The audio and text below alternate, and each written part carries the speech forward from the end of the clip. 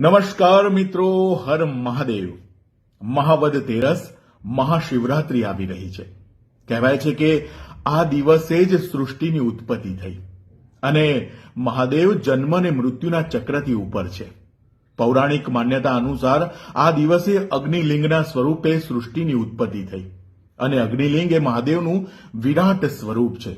ખગોળ વિજ્ઞાન કહે છે કે બ્લેક હોલ થિયરી.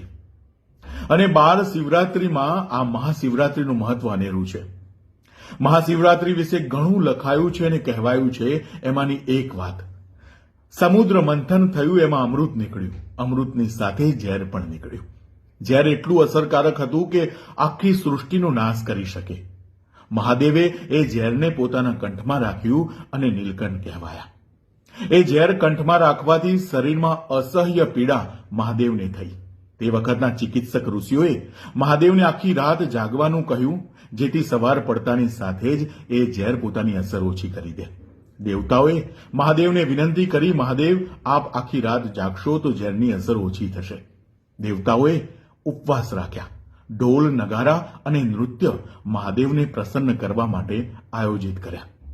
સવાર પડતાની સાથે જ ઝેર અસર ઓછી થઈ. મહાદેવ પ્રસન્ન થયા અને તમામ દેવતાઓને આશીર્વાદ આપ્યા અને આ સૃષ્ટિને ઝેરની અસર